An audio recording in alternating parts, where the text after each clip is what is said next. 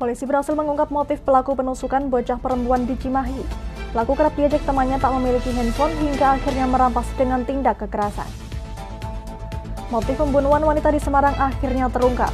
Pelaku yang merupakan suami sendiri merasa cemburu karena sang istri diduga berselingkuh.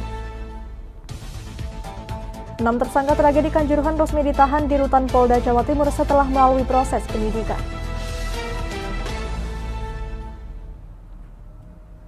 Selamat sore pemirsa, selama 30 menit ke depan kami akan menemani Anda bersama saya Amanda Soraya. Inilah kabar Indonesia.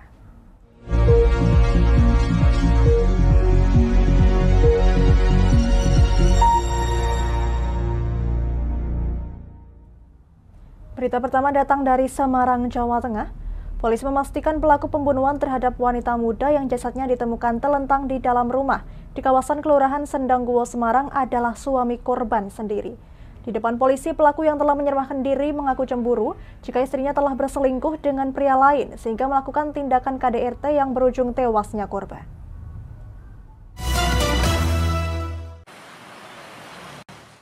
Inilah Dani Mardianto, pria berusia 23 tahun.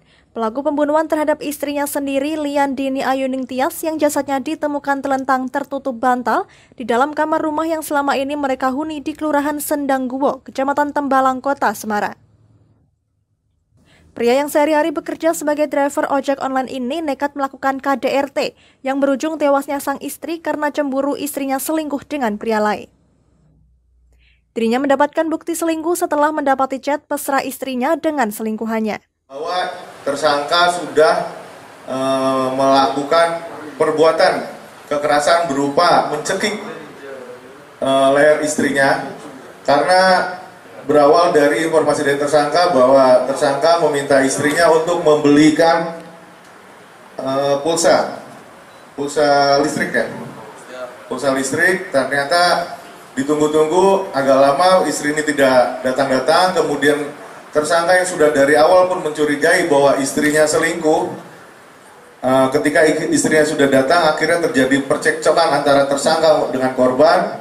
Kemudian akhirnya tersangka mencekik istrinya, kemudian tersangka pergi meninggalkan TKP. Dari situ kemudian tersangka melaporkan kepada saksi-saksi tadi. Setelah diceritakan baru tersangka diamankan di Polsek Candisari. Sebelumnya tersangka telah menyadap ponsel sang istri. Tindakan KDRT berawal saat korban tak segera pulang ke rumah saat diminta membeli pulsa listrik.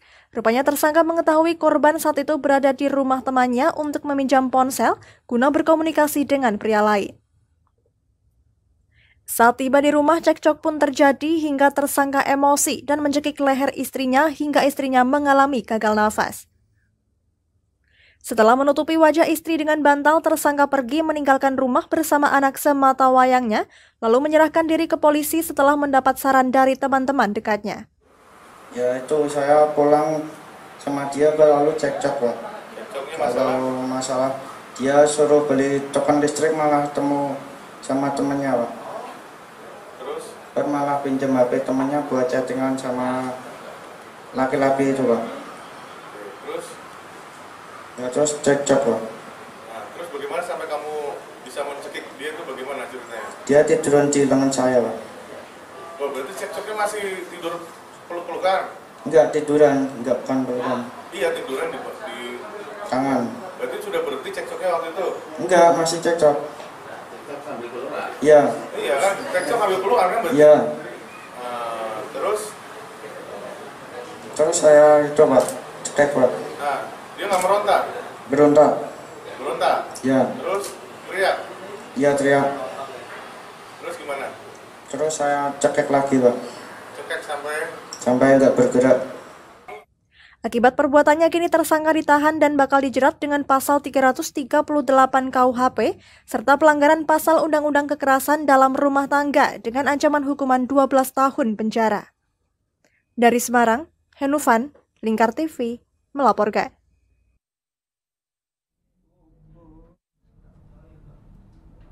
Kita beralih ke Surabaya, Jawa Timur. 6 tersangka tragedi Kanjuruhan yang sebelumnya terus menjalani proses pemeriksaan akhirnya langsung keluar dari tempat penyidikan dengan memakai baju tahanan dan diborgol. Keenam tersangka tersebut dirut LIB, Ketua Panpel, Security Officer, Kabak Ops Polres Malang, Brimopolda Jawa Timur, dan Kasat Samapta Polres Malang.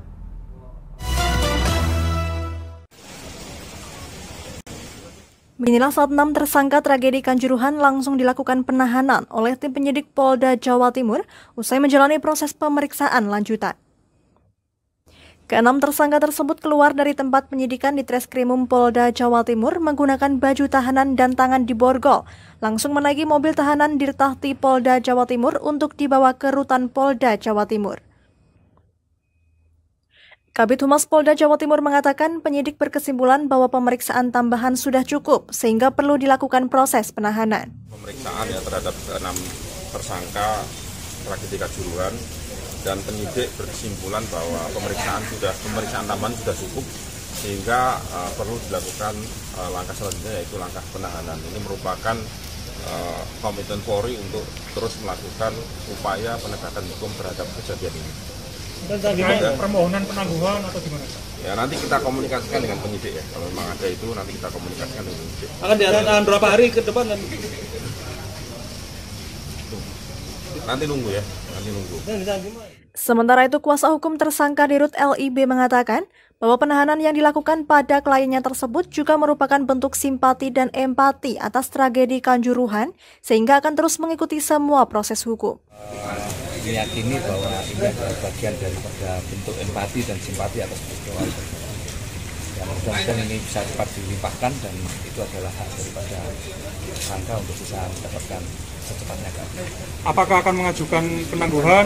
Kemarin sudah kita ajukan sih untuk tidak dilakukan penahanan, tapi nyatanya pada sore hari ini kan dilakukan. Keenam tersangka tersebut yaitu Ahmad Hadian Lukito Dirut LIB, Abdul Haris Ketua Panpel, Sukositrisno Security Officer, Wahyu S Kabak Ops Polres Malang, tersangka H yang merupakan Brimopolda Jawa Timur, dan tersangka TSA Kasat Samapta Polres Malang. Dari Surabaya, Sultan Asauki, Lingkar TV, melaporkan.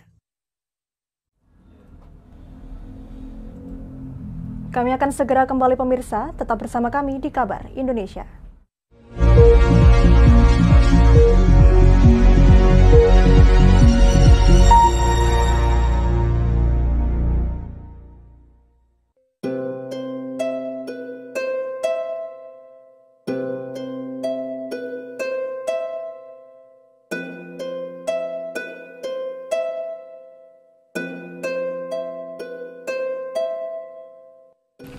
Wah iki yo siaran TV wah apik temenan. Filme cocok karo suasanane. Elah. Lapole bro ngene iki awan-awan kok. Iki lho nonton TV, Kang. Wah, genah edan kowe wong genang delok HP kok delok TV piye? Wah, kurang update kowe iki, Kang. Lho, maksudnya piye kok ngarani aku update itu? Iki lho delok aku nonton TV tenan.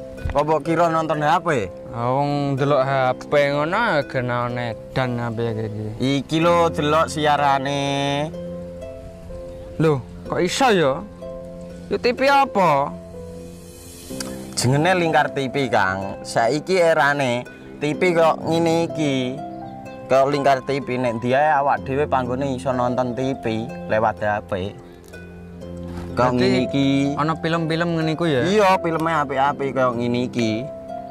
Awak dhewe nek sawah leren mbut gawe iso leren ndelok film-film ngene iki. Padha iso ngene iku. Iso, ora ketinggalan karo cah-cah kae. Lho, HP ku kok ora iso tak nggo ngono piye carane iki? Iki lho Rip, tak doi carane. Piye? Kowe buka Play Store. Play Store, Mas. Yo iku pokoke. Play Store ya apa? Ketik Lingkar TV. Engko lek wis ngono, klik install. Nah, engko wis ana metu menune Lingkar TV karek ndelok siaran apa ae. Film-filme apik-apik. Berarti film channel Lingkar TV metu nang kene kabeh ra? Iya. Filme wah cocok karo suasana cara didelok ya. Oh, wis iki iso iki. Iya metu kabeh ngene TV wah. Iya. Kondiange ya. Mangkane Lingkar TV filme Apik-apik kabeh. Iya, aku ngene kok. Lagi reti iki malah. Sekolo, Iya. ana bocah-bocah ajak ndelok. Ben seru nang kene ya, Wan. Wabek. Rene lo. Tak deloki apik-apik ana film Jos iki.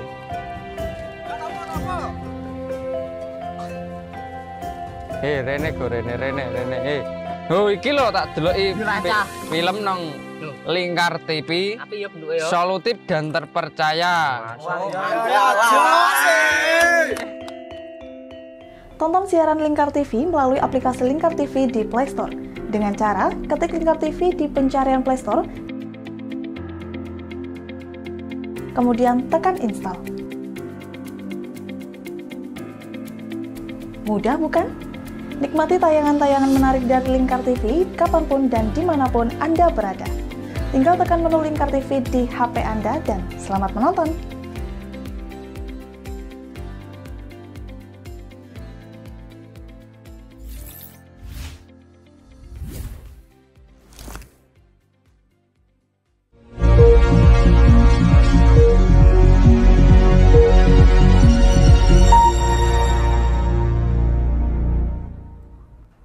Anda masih bersama Kabar Indonesia. Terungkap motif penusukan terhadap bocah 12 tahun di Cimahi yang dilakukan oleh tersangka Rizaldi Nugraha Gumilar. Motif pelaku melakukan penusukan karena kerap diejek oleh temannya lantaran tak memiliki handphone, sehingga tersangka gelap mata dan mencari sasaran dengan maksud untuk mencuri handphone.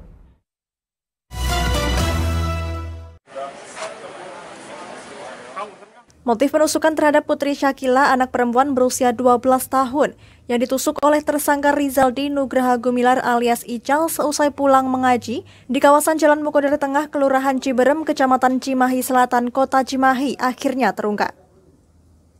Menurut Kabid Humas Polda Jawa Barat, Kombes Pol Ibrahim Tompo, motif tersangka melakukan penusukan yang menyebabkan tewasnya Putri Syakila sepulang mengaji, lantaran diajak oleh temannya karena tak memiliki handphone saat akan meminjam handphone milik temannya. Tersangka yang sakit hati kemudian memutuskan untuk mencari handphone dengan melakukan aksi kejahatan. Nasib malang menimpa korban Putri Syakila yang menjadi sasaran kejahatan Rizaldi. Korban meninggal dunia setelah ditusuk oleh tersangka. Terlihat dalam CCTV, tersangka menggunakan sepeda motor ini berputar-putar di sekitar area TKP. Dan kemudian relevansi juga dengan hasil pemeriksaan bahwa tersangka kemudian mendapatkan dan melihat sasaran.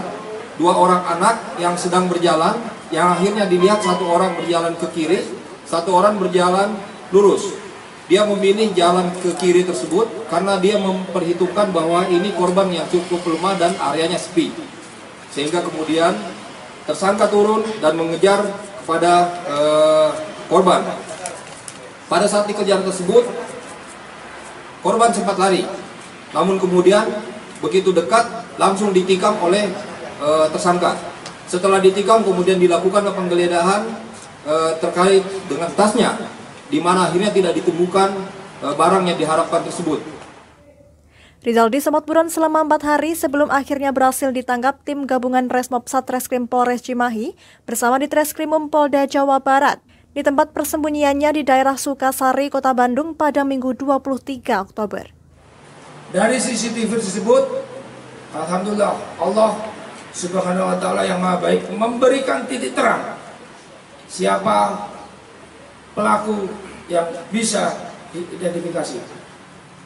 Dari CCTV itu kemudian beredar di masyarakat, kemudian kami mendapatkan informasi dari beberapa masyarakat. Pak, ini tersangkanya kami tahu atas nama Rizal. Karena masyarakat empati dan peduli terhadap kasus ini. Dari serangkaian informasi dari masyarakat itu, tim terus bergerak. Yaitu selain CCTV, kami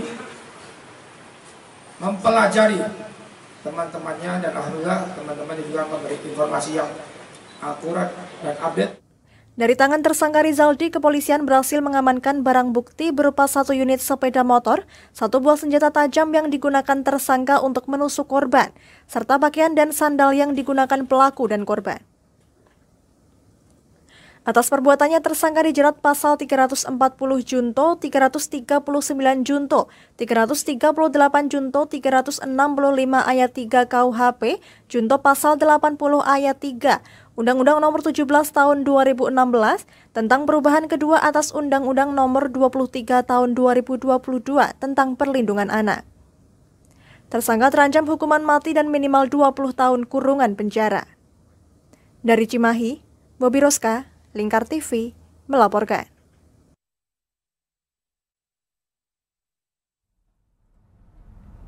Menjelang konferensi internasional OKI, pimpinan Lembaga Majelis Permusyawaratan Rakyat dan belasan delegasi dari anggota OKI melakukan jamuan makan malam di gedung pemerintahan Provinsi Jawa Barat pada Senin malam.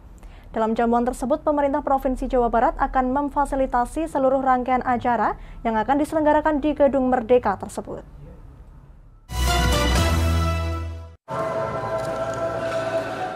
Belasan delegasi anggota Organisasi Kerjasama Islam atau OKI menghadiri acara jamuan makan malam yang diselenggarakan pemerintah Provinsi Jawa Barat pada Senin malam. Dalam jamuan tersebut, Gubernur Jawa Barat menyambut baik acara besar yang rencananya diselenggarakan di Gedung Asia Afrika ini. Gubernur Jawa Barat menyambut baik rencana pada delegasi untuk membicarakan masalah dunia di tengah krisis global yang melanda. Peran dari lembaga parlemen dunia ini juga untuk mempererat serta menguatkan parlemen dunia. Forum MPR Dunia itu berkumpul di Bandung, di Jawa Barat, untuk membicarakan masalah-masalah dunia dan dipilih Gedung Merdeka sebagai tempat pembukaan, kemudian di Gedung Sate Hotel Pullman. Intinya dunia kan sedang tidak baik-baik saja, jadi inisiatif berkumpul ketua-ketua MPR sedunia ini sangat patut kita apresiasi, jauh-jauh kan dari negara-negara OKI mayoritas datang ke tempat ini, mudah-mudahan menghasilkan sebuah resolusi seperti resolusinya Dasar-Sila Bandung yang luar biasa. Tadi saya pidato membacakan Dasar-Sila yang poin-poinnya masih relevan lah kira-kira. Menurut Ketua MPR RI, dalam pertemuan ini dihadiri 15 negara partisipasi yang menyepakati pertemuan di Kota Bandung. Alasan Bandung dipilih dikarenakan adanya napaktilas dari pertemuan konferensi Asia Afrika. Besok pagi kita mulai konferensi, dimulai dari jalan kaki yang bersejarah napaktilas dari Hotel Savoy menuju ke gedung konferensi Asia Afrika. Tentu saja pilihan Bandung dan gedung Asia Afrika bukan tanpa alasan. Kita ingin semangat konferensi Asia Afrika kembali masuk kepada para pemimpin dunia, terutama para parlemennya, di mana kita memiliki kewajiban, apalagi Indonesia dalam konstitusi jelas menjaga perdamaian dunia yang abadi dan menghapuskan segala bentuk penjajahan di muka bumi. Hasil kesepakatan dari jamuan ini disepakati dalam konferensi Majelis Permusyawaratan Rakyat. Dari Bandung, Bobi Roska, Lingkar TV, melaporkan.